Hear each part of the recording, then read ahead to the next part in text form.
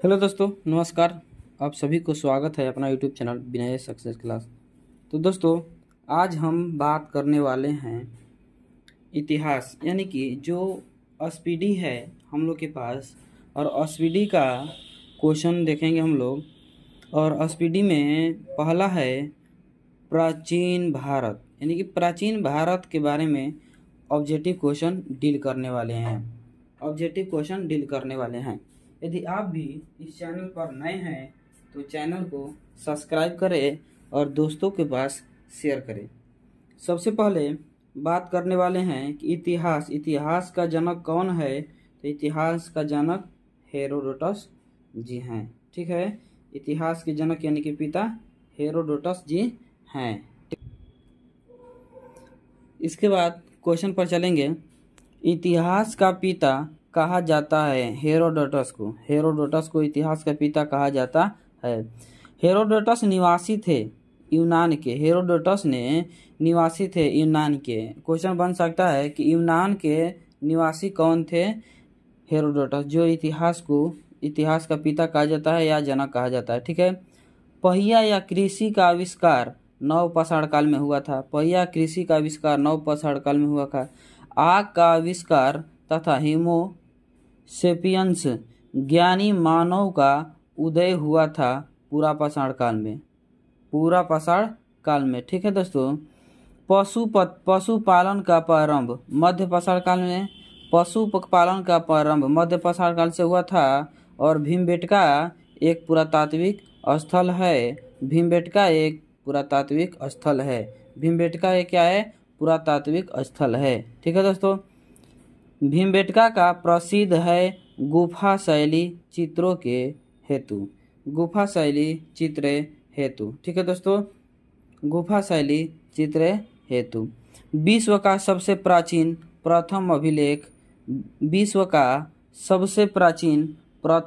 अभिलेख हैं। तो देखिए, बोगजाकोई याद रखिए। अभिलेख एशिया माइनर में। अभिलेख कहाँ पर? एशिया माइनर में। ठीक है दोस्तों, देखते हैं। यदि मानव ने सर्वप्रथम सीखा, क्या सीखा? आग जलाना। मानव ने सबसे पहले क्या सीखा दोस्तों? आग जलाना, आग लगाना या जलाना। मानव ने सर्वप्रथम प्रयोग किया, यानी कि मानव ने सबसे पहले प्रयोग किया। तो क्या किया? किस चीज़ का प्रयोग किया? तांबा धातु का। किस चीज़ का? तांबा धातु का। सबसे पहले पालतू बनाया गया। सबसे पहले पालतू बनाया गया। क्या बनाया गया? कुत्ता को।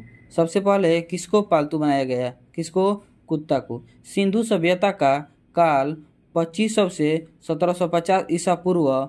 सिंधु सभ्यता का काल कितना से कितना तक था? तो 2500 से 1750 ईसा पूर्व तक। ठीक है दोस्तों, वन लाइनर क्वेश्चन है और इसमें क्वेश्चन आंसर दोनों दिया गया। ठीक है दोस्तों।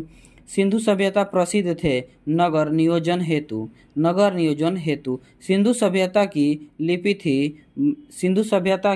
लिपि थी भाव चित्रात्मक। ठीक है दोस्तों। सिंधु सभ्यता के लोगों का व्यवसाय कृषि था। क्या था दोस्तों? कृषि था। ठीक है दोस्तों, कृषि था। ठीक है, देखते हैं। सिंधु वासियों का मुख्य फसल जौ और गेहूं है। सिंधु वासियों का मुख्य फसल क्या है? तो जौ तथा गेहूं है। कपास की खेती प्रारंभ हुई थी सिंधु वासियों से। ठीक है दोस्तों। सिंधु सभ्यता का पूर्व एवं पश्चिम पुरास्थल है क्रमशः आलमगीरपुर, मेरठ और उत्तर प्रदेश तथा सुतकागोडेर यानी कि बालूचिस्तान में है। ठीक है। सिंधु सभ्यता का उत्तरी और दक्षिणी पुरास्थल क्रमशः मंडा, अखनूर, जम्मू कश्मीर एंड टाइम टाइमबाद एंड दाइमाबाद, अहमदनगर और महाराष्ट्र। ठीक है दोस्तों, आलमगीरपुर स्थित है, यानी कि आलमगीरपुर स्थित है हिंडन नदी पर। कहाँ पर? हिंडन नदी पर। मंडा स्थित है चिनाब नदी के किनार पर। चिनाब नदी के किनार पर। सिंधु सभ्यता थी नगरीय सभ्यता। सिंधु सभ्यता थी नगरीय सभ्यता। सिंधु सभ्यता क्या थी? तो सिंधु सभ्यता नगरीय सभ्यता थी। ठीक है दोस्तों, सिंधु सभ्यता का विस्तार था त्रिभुजाकार। सिंधु सभ्यता का विस्तार कैसा था? त्रिभुजाकार। यहाँ पर क्वेश्चन बन सकता है कि त्रिभुजाकार किसका विस्तार था? त्रिभुजाकार किसका विस्तार था? तो अच्छे से बोलेंगे सिंधु सभ्यता की। क्वेश्चन इधर से भी आ सकता है और इधर से भी आ सकता है। ठीक है दोस्तों, इसीलिए सभी टॉपिक पर हम लोग विशेष ध्यान देंगे। ठीक है दोस्तों, देखिए सिंधु सभ्यता का प्रमुख बंदरगाह लोथल है, और बात करेगा कि लोथल सबसे प्रमुख बंदरगाह है। ठीक है दोस्तों, सबसे प्रमुख बंदरगाह है। तो यहाँ पर क्वेश्चन हो सकता है कि लोथल कहाँ का सबसे अच्छा बंदरगाह है? तो सिंधु सभ्यता का। ठीक है दोस्तों, लोथल स्थित है भोगवा नदी के किनारे। लोथल स्थित है भोगवा नदी के किनार पर। ठीक है दोस्तों, भारत में हड़प्पा का बृहद स्थल है राखीगढ़। भारत में हड़प्पा का बृहद स्थल है राखीगढ़। राखीगढ़ कहाँ का बृहद स्थल है? हड़प्पा का। भारत में हड़प्पा का। इसका देखते हैं, हिसार हरियाणा और घंघार नदी के तट पर। घंघर नदी के तट पर। सिंधुवासियों पूजा करते थे पशुपति की। सिंधुवासियों ने पूजा करते थे पशुपति की। सिंधुवासियों ने पूजा करते थे पशुपति की। ठीक है दोस्तों, हड़प्पा सिंधु सभ्यता के बारे में सबसे पहले जानकारी दी चार्ल्स मैसन ने। कब दी थी? 1826 ईस्वी में। 1826 ईस्वी में। हड़प्पा स्थित है पाकिस्तान के पंजाब प्रांत के मरगोमरी जिला में रावी नदी के तट पर। हड़प्पा की खोज दयाराम साहनी ने की थी। अब क्वेश्चन आएगा कि हड़प्पा की खोज किसने और कब की थी? तो हड़प्पा की खोज दयाराम साहनी ने की थी और 1921 ईस्वी में की थी। 1921 ईस्वी में की थी। नेक्स्ट क्वेश्चन आएगा कि हड़प्पा की सभ्यता थी। हड़प्पा की सभ्यता थी। तो हड़प्पा की सभ्यता कशियुगीन थी। हड़प्पा। दूसरा आएगा हड़प्पाई समाज थी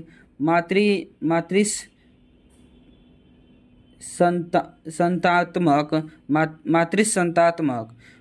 स्वास्तिक चिन्ह देन है हड़प्पा सभ्यता की। किसकी? हड़प्पा सभ्यता की। हड़प्पा निवासी का रुचि था प्रशांत रंजन शतरंज खेल में।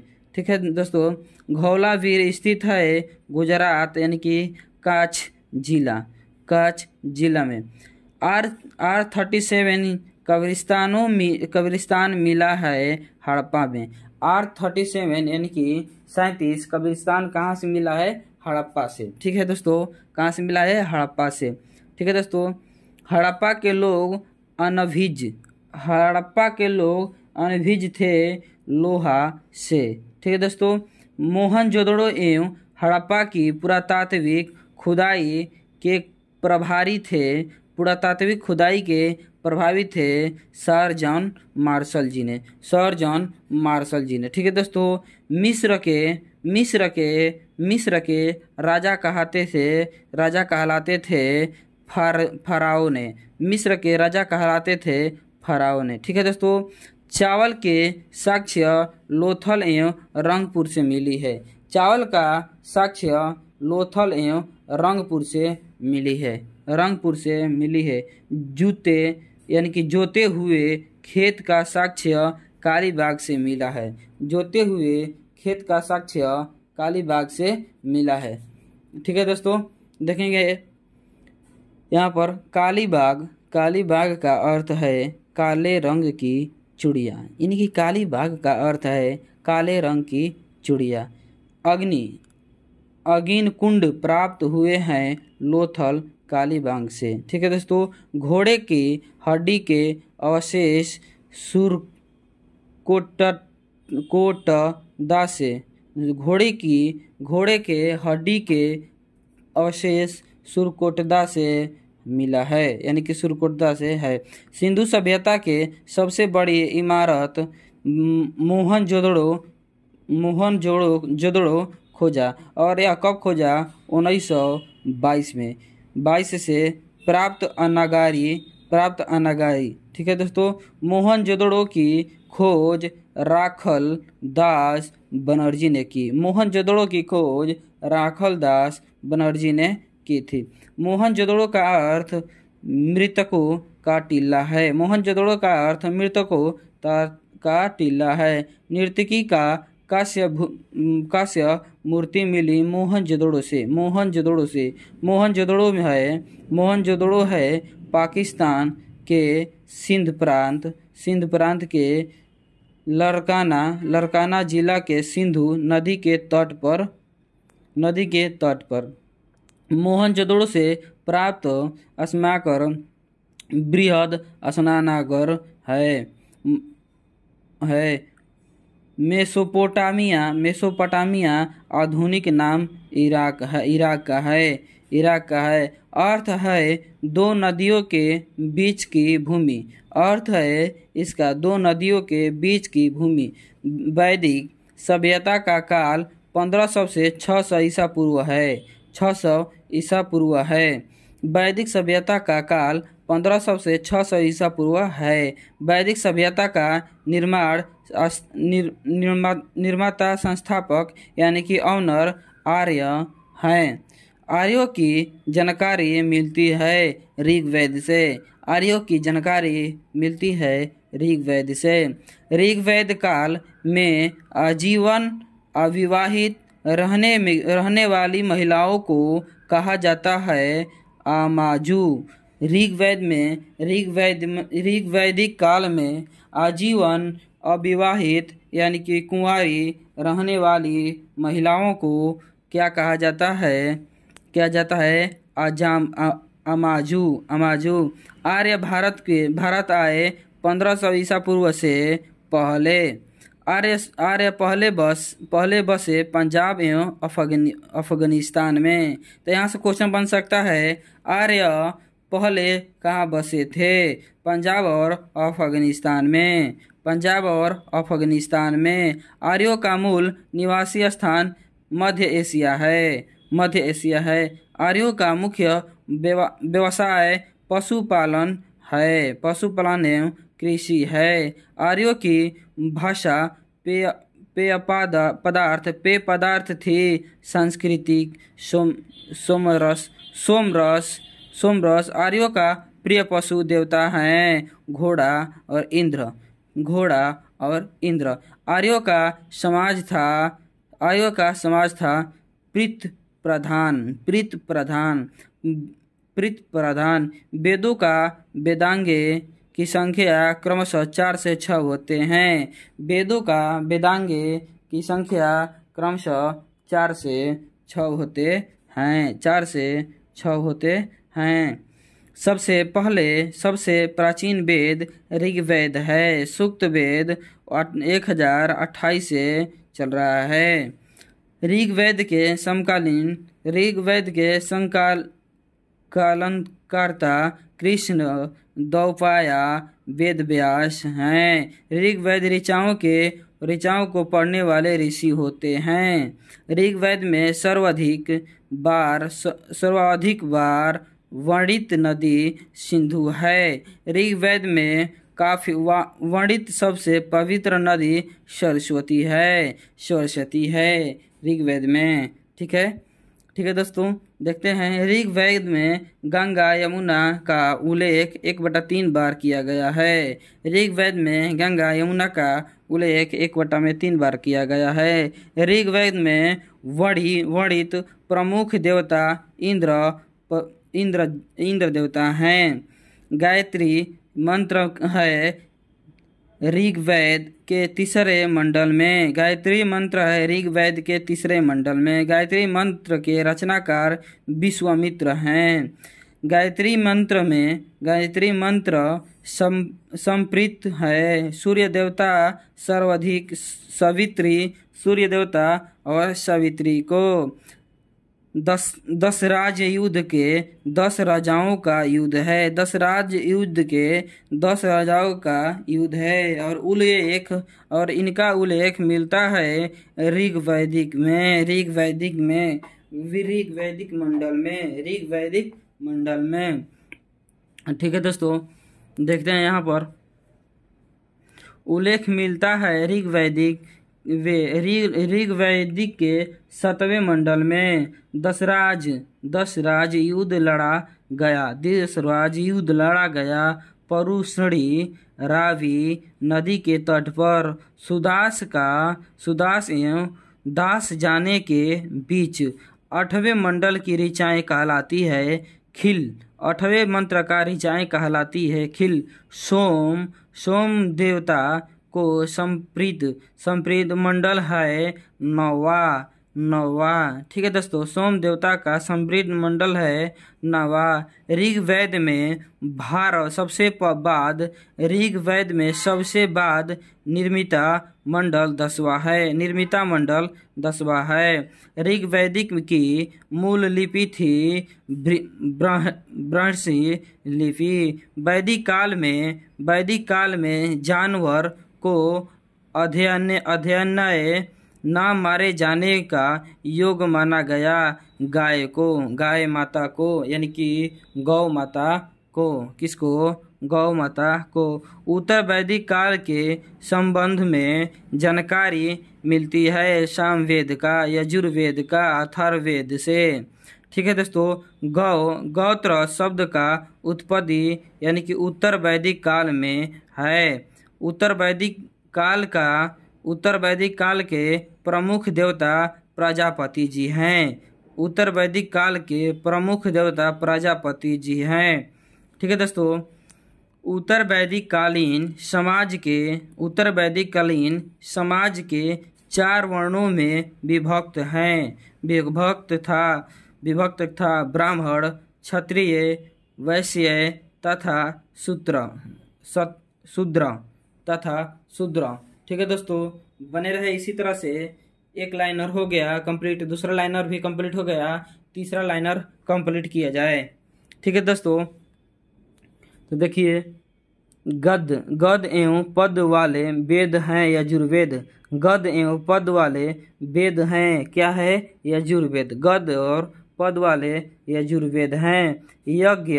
यज्ञ संबंधित लिपि विधान यजुर्वेद में है। तंत्र मंत्र संग्रहित वेद है अथर्ववेद। भारतीय संगीत का जनक सामवेद। भारतीय संगीत का जनक कौन है? तो दोस्तों सामवेद यजुर्वेद को मंत्रों का उच्चारण करने वाले ऋषि कहलाए उद्गता अधर्वयु एतरे ब्राह्मण का संबंधित है ऋग्वेद से। पंचवी ब्राह्मण संबंधित है सामवेद से। गोपथ ब्राह्मण संबंधित है अथर्ववेद से। शतपथ ब्राह्मण संबंधित है यजुर्वेद से। पुराणों कुल संख्या है 80 का अध्ययन करने वाला प्रथम मुसलमान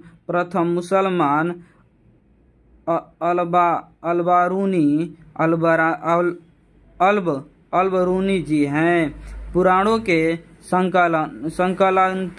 संकलनता लोमहर्ष एवं उपग्रस्व हैं। सबसे प्राचीन पुराण है मत्स्य पुराण। सबसे प्राचीन पुराण है मत्स्य पुराण।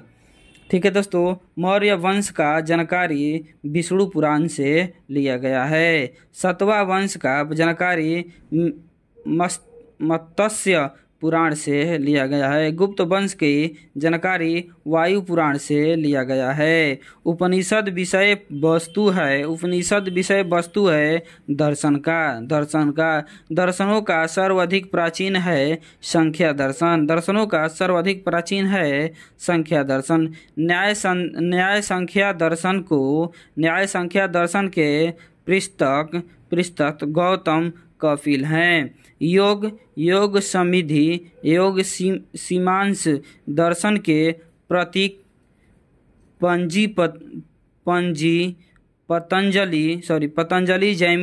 पतंजलि और जैमिनी है। ब्राह्मण ग्रंथ संबंधित है कर्मकांड से। उपनिषदों की संख्या 108 प्रामाणिक 17 है। 108 प्रामाणिक 17 है। सत्यमेव जयते लिया गया है मुंडको उपनिषद से।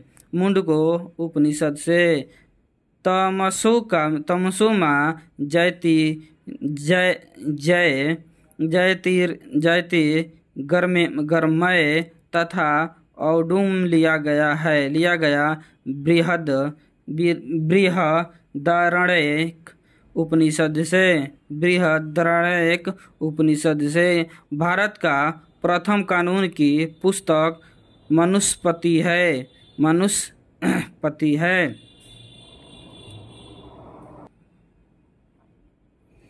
इसके बाद देखते हैं हम लोग भारत की प्रथम कानून की पुस्तक है, हो गया था प्राचीन हिंदू विधि के लेखक है मन्नु। भारत का प्रथम महाकाव्य है रामायण। रामायण के रचयिता महर्षि वाल्मीकि जी हैं। भारत का सबसे बड़ा महाकाव्य महाभारत है। महाभारत के रचयिता महर्षि वेद व्यास जी हैं।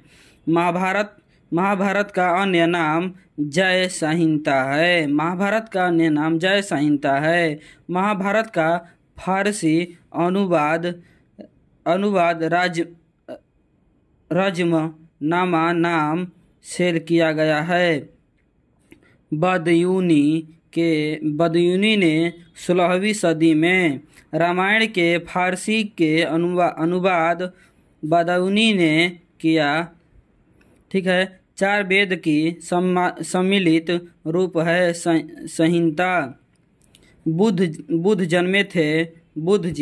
जन्मे थे। अब बुद्ध जी कहाँ जन्मे थे, इसी पर हम लोग थोड़ा सा चर्चा करने वाले हैं। बुद्ध जन्मे थे लुम्बनी से 563 ईसा पूर्व में। वहाँ पर था ईसवी ईसा पूर्व। ठीक है, ईसवी और ईसा पूर्व में बहुत सारा अंतर है। यहाँ पर अपोजिट चलता है, जन्म और मृत्यु। बुद्ध जी का मृत्यु हुआ कुशीनगर में 483 ईसा पूर्व में। 483 ईसा पूर्व में। देखिए यहाँ से यहाँ तक आने में यहाँ पर माइनस है, लेकिन मृत्यु हुई पीछे देखने में लग रहा है, लेकिन मृत्यु तो जन्म के बाद ही होती है। लेकिन यहीं पर डाउट हो जाता है लड़कों लोग को, यहीं पर हम लोग को डाउट होता है। तो इसी को डाउट को कंप्लीट करते हैं। ठीक है, जब वीडियो बनाएंगे बोर्ड पर तो सब वीडियो का डाउट क्लियर हो जाएगा। कुशीनगर थी मल्ला गणराज्य की राजधानी। बुद्ध की मृत्यु की घटना महापरिनिर्वाण है। बुद्ध के पिता शुद्धगोधन शक्ष कुल है। बुद्ध के माता महामाया देवी कोलिया वंश है। बुद्ध का अन्य नाम सिद्धार्थ तथार्थ है। बुद्ध के प्रथम गुरु अला अलार का लाम है। बुध के प्रिय घोड़ा सारथी कंचद कंथक चन्ना है। बुध के गृह त्याग का प्रतीक घोड़ा है। ठीक है, बुध जी का प्रथम प्रवचन कहलाया है धर्मचक्र प्रवर्तन। बुध को ज्ञान के प्राप्ति हुई है बोध गया से। बुध जी को ज्ञान के प्राप्ति हुई है बोध गया से। तो दोस्तों, आज हम प्राचीन भारत का इतिहास में जो भी था उसे ख़त्म कर दिए हैं, लेकिन अभी इसमें भी प्राचीन भारत का इतिहास है और इसमें भी है बहुत सारा है। तब इसके बाद मध्यकालीन, यानी कि आज मैं फर्स्ट पेज क्लियर किया, दूसरे वीडियो में इधर वाला, तीसरे वीडियो में इधर वाला, चौथे वीडियो में इधर वाला, फिर इसके बाद आएंगे मध्यकालीन भारत। तो ठीक है दोस्तों, इसी तरह से आप लोग भी बने रहें। यदि आप लोग भी नए हैं तो चैनल को लाइक कमेंट सब्सक्राइब करें, अर्थात दोस्तों के पास ज़्यादा से ज़्यादा शेयर करें ताकि सब लोग भी इस चैनल को लाभ उठा सके। ठीक है दोस्तों, चलते हैं और अगले वीडियो में मिलेंगे। तब तक के लिए जय हिंद, जय भारत, लव यू दोस्तों।